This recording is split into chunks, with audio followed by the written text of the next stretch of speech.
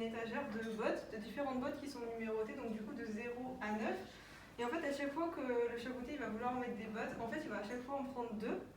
Et du coup, en fait, il va procéder par fusion. Par exemple, s'il va prendre la botte numéro 2 et la botte numéro 3, la fusion de 2 et 3, ça va donner la botte numéro 6. Et du coup, la botte numéro 2 et la botte numéro 3, elles vont disparaître. Cet arbre des possibles représente la liste 6, 7 et 9. Elle permet de chercher toutes les possibilités de résultats. Dans ce cas de figure, c'est 0. Donc le problème en fait de notre premier programme, c'est qu'il fallait nous-mêmes choisir les indices. Et du coup, ça nous prenait quand même beaucoup de temps et on ne pouvait pas tester toutes les possibilités comme ça. Donc on s'est dit qu'on pouvait faire un nouveau programme. Et en fait, dedans, on rentre directement notre liste. Donc par exemple, si on prend un exemple de la première liste qu'on avait, celle avec laquelle on avait fait l'arbre des possibles, qui était donc 1, 6, 7 et 9. On peut éliminer le 1 parce qu'il ne va rien changer au résultat final. Et on se retrouve avec une liste de 3 qu'on peut entrer dans l'algorithme.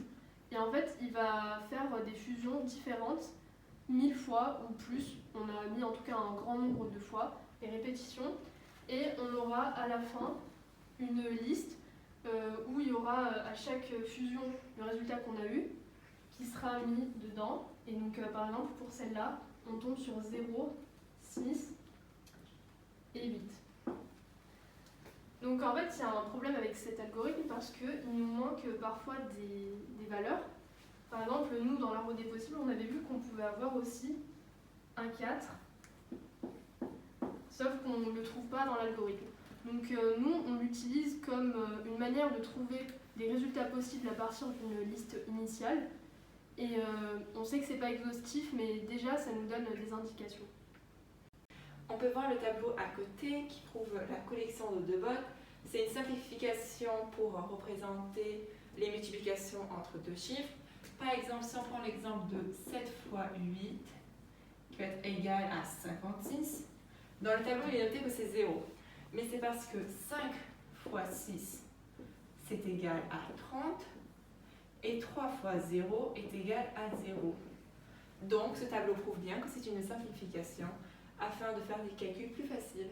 Grâce au programme présenté précédemment, on a pu faire des tableaux présentant les collections. Sur ce coup-là, c'est 3 bottes.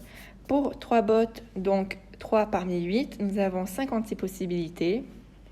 Pour 4 bottes, nous avons 70 possibilités. Pour 5 bottes, nous avons 56 possibilités. Pour 6 bottes, nous avons 28 possibilités.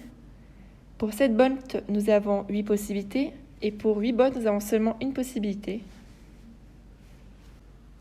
Donc dans ces tableaux, on vous présente que certaines valeurs de ce qu'on a trouvé, mais on a bien fait pour 56, par exemple ici pour les bottes de 3, etc.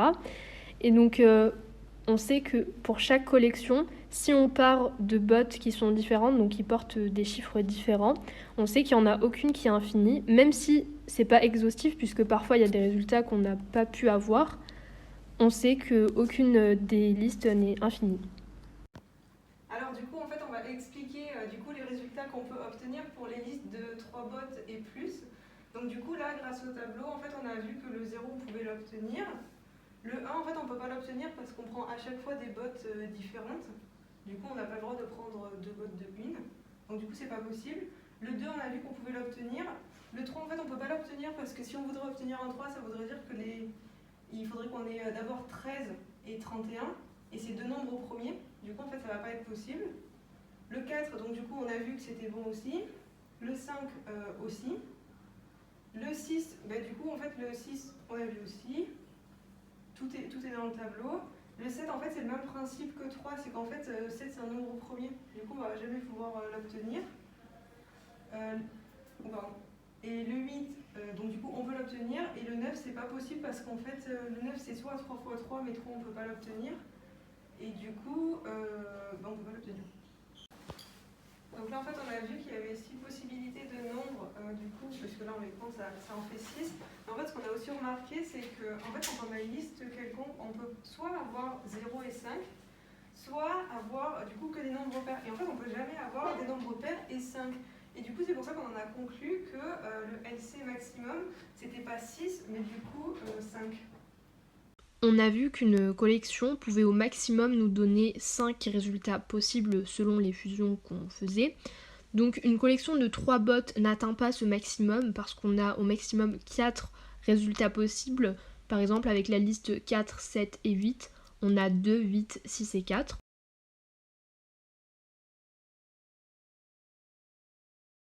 Donc quand on a fait des combinaisons de 3 bottes, on a remarqué que quand on utilisait 5, 3 cas se présentaient. Donc quand on utilise 5 avec 2 chiffres pairs, on trouve tout en 0, peu importe les chiffres.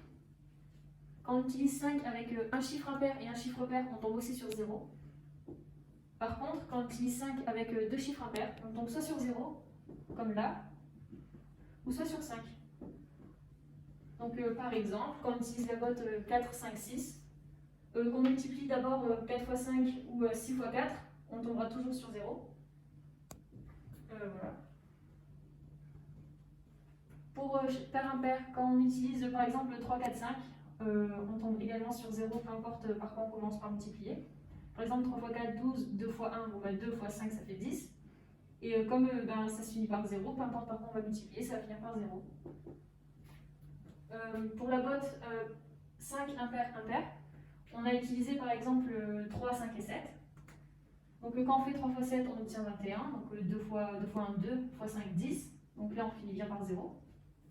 Par contre, quand on va faire 3 x 5, on va obtenir 15. Donc c'est un chiffre qui se finit par 5. Donc 5 x 7, 35. Donc on retrouve encore 5. Et ben, du coup, 5 x 3, 15. Et encore 5. Donc là, peu importe, on obtiendra tout en 5. Ici, cette combinaison de bottes nous donne quoi? 2. Ici, n'importe quel 2 on prend ici, on aura 4 et 2. Et 4 et 2, ça fait 8. N'importe quelle combinaison va nous donner 8. C'est la même chose avec la liste de bottes 2, 2, 2, 2. Ici, n'importe quel, peu importe le rang, on aura 4, 2 et 2. Alors, 4, 2 et 2, il y a 2 chemins possibles ici. Soit on multiplie les 2, 2, on aura 4 et 4. 4 et 4, ça donne 16, 1 et 6, 1 et 6, ça donne 6. Deuxième chemin ici, on aura quoi? 4, le 4 avec un des 2, ça donne 8, et on a 2. 2 fois 8, ça donne 16. Et 6 et 1, ça donne 6. Donc, n'importe quel chemin possible, ça donne toujours le même nombre. Là, par exemple, le nombre de bottes qu'on va avoir, le programme nous demande de le saisir. Et ici, on a la liste qui est vide au début. D'abord, la liste vide, on ajoute le chiffre 5. Puisque quand on fait ici maintenant, quand on ajoute maintenant 1000 fois, c'est-à-dire 999 fois maintenant, les nombres compris entre 2 et 9 à la liste, on sent sûr qu'il y a au moins un 5 à l'intérieur. Comme ça, ici, quand ça nous retourne à bord, et le programme, la suite du programme, quand on fait maintenant la combinaison des chemins, on est sûr d'avoir 0 pour n'importe quelle combinaison. Pour n'importe quelle combinaison, on est sûr d'avoir 0.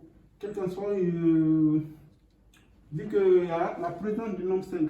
Puisque on ne sait pas, mais les 999 nombres, parce qu'on a ici n-9, n-1, les 999 nombres saisis seront alors ici, ne peut pas être 5.